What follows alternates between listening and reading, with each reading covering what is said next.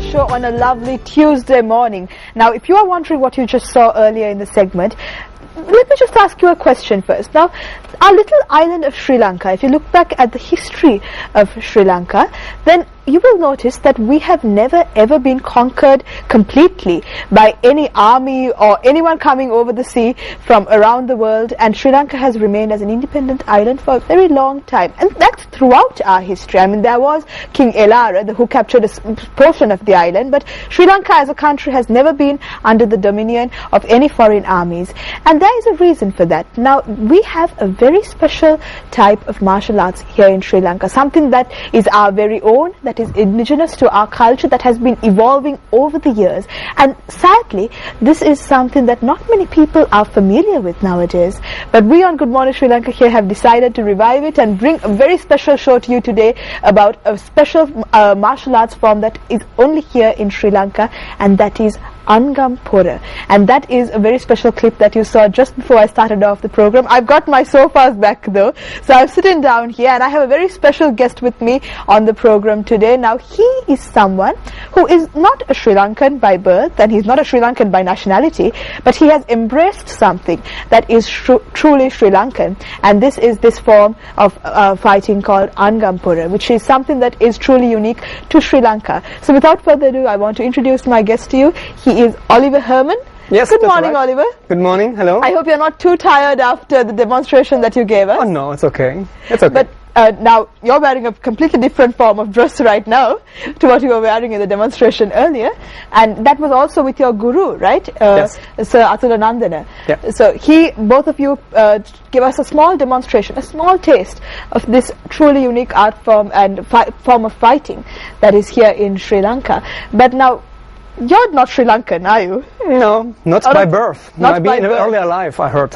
Sorry? Someone mentioned maybe in an earlier life. Maybe in I'm an not sure earlier about. life, I because can't remember. You have really embraced this form of fighting. Okay. Now, before we go into how you got into Angampora itself, let's speak about your past. I mean, how did were you always involved in different types of martial arts or any form of fighting? Yes, I started in my early days. I think about 10. I get first contact to martial art. It was some kind of a kung fu style, and I was a young boy, and I was really amazed in these movements, and it was new. We had no internet. It was everything what we can do with the hands, and some people practice it, some people trained it, and I was really happy to found someone that give me the chance to learn something like that. It was kung fu style.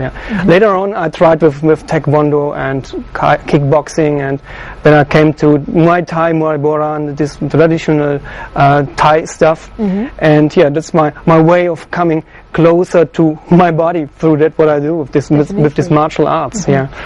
And if I get older, I get more experienced. You have some. That's a good way of looking at it. You have the different impressions that influence you, and then you come from through hard stuff, the physics. You come to the mind, and that's the way where I start to think about that what I'm doing, because Muay Thai is really hard stuff.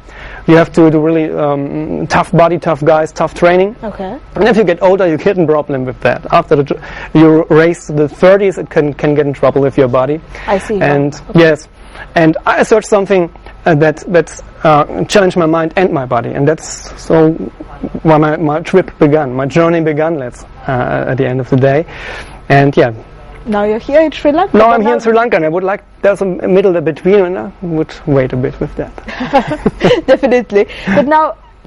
This particular form of fighting, which is Angampora, I mean, if our viewers don't know about this, it's supposed to be coming down from the time of King Ravana himself, and he's supposed to be one of the greatest Angam warriors of all time here in Sri Lanka. And from then onwards, King Dutugamunu is rumored to have been an Angam warrior as well as his Dasamahayodeo, or we call them the 10 giants, who were his warriors. So they really brought together. There must have been a huge Sri Lankan army there. I mean, if some of the techniques that you showed us just before we started the program were used by the Sri Lankan warriors of yesteryear, then I can imagine why in any foreign armies couldn't really capture Sri Lanka as a whole. But how did you get involved in this part? Now, you've had history of Muay Thai and Kung Fu as well, but Angampora, is it different to you? How were you introduced to it?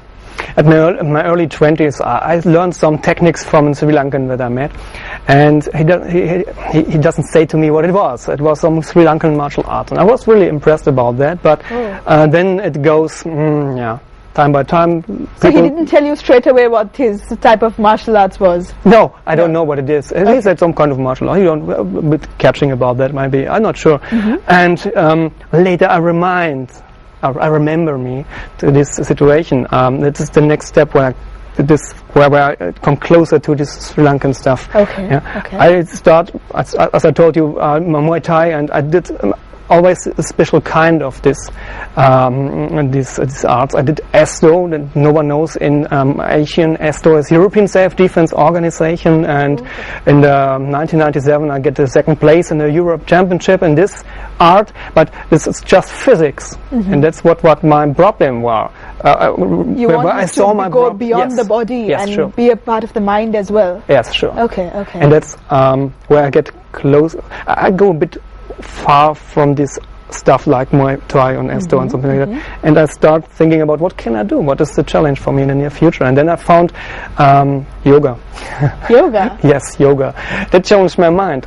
Now this Hatha yoga, where it's the body, the physics and something like that, I found something that challenged my mind, and this whole world of yoga was really impressing me, but I don't get a contact between yoga and martial art. That was, how I can do this stuff from yoga? How can I bring it together with a martial art? And that was the challenge. And then bring the mind and the body together. Yeah, sure. Okay. Subject, object is one, and then you enjoy the moment right now, and something like that.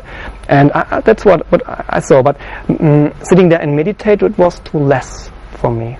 For example, Hatha yoga was a bit more, but I have the closed eyes, and I'm sitting there and go inside and do some stuff with my mind and my brain, and go to a journey in my mind, and I need these open eyes.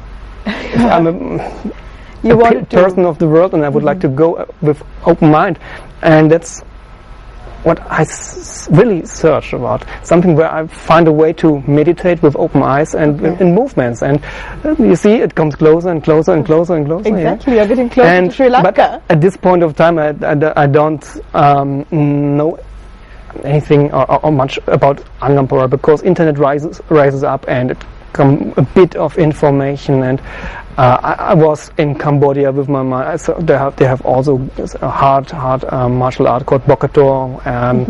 India has this Kalari or Silambam or Vamakalai, all this stuff.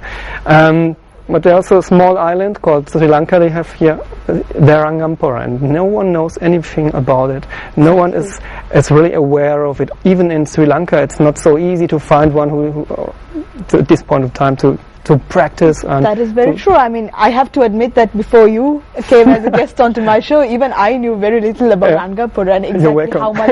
It's a wake-up call for me. So this morning I'm getting a wake-up call about some Sri Lankan history and Sri Lankan culture. And as a Sri Lankan, all of us as Sri Lankans, I'm sure we should be informed about these special types of martial arts that are there in our own country. That's a part of us. And our forefathers have been developing it for so long. But you as a German have discovered it. So how did you discover it? What was the moment? Yeah, I discovered that was a funny moment. There was at one point in time there was a first contact in the internet. There was a news article I saw, and I saw a few persons. There was Grand Guru Vikrama Singh. I saw a picture from him, and I thought, oh wow, it could be interesting for me. And but nowhere get in contact with in contact with this person. That was my problem with it. I think Living Heritage was the article years ago, and Patrick Harrigan, I think he has the first contact, and he sent me this article also to Germany, because I knocked on his door and please send me this article. I'm addicted to something that I don't know, and you just don't have the resources to find out what it's about. Yeah, sure. But I would like to know more about that, and and step by step, I think Sri Lanka has me something like here, and threw me into this country. And at one point in time, I found some kind of internet forum, and I will ask for Angampora, and then I go naive like a young boy. I go to this and hey, who can help me with finding something about Angampora, and ask this guy, and I need really some time to find someone that could help me with that, and hey, ask this guy. He's good, he's involved in this, and maybe you can ask this guy. And this guy was Piumal Singh, and with this I get in contact, and I ask him, hey, how can I learn Angampora? And no problem, come to the Sunday classes. And okay, I have a problem, I'm more than 9,000 kilometers far away from Sri Lanka. And he was amazed. He was really amazed because wow, we have a problem in Sri Lanka that our own guys learn this art, and you guy come 9,000 kilometers from over the sea and would like to learn this art. And that was the real starting point of your Angampora journey. That was the spark. So we have to speak more to Oliver, who is the first Caucasian, or a foreign actually, to embrace this form of Angampora, which is truly Sri Lankan. But we're going for a very short break now. We'll be right back on Good Morning Sri Lanka. Do stay with us.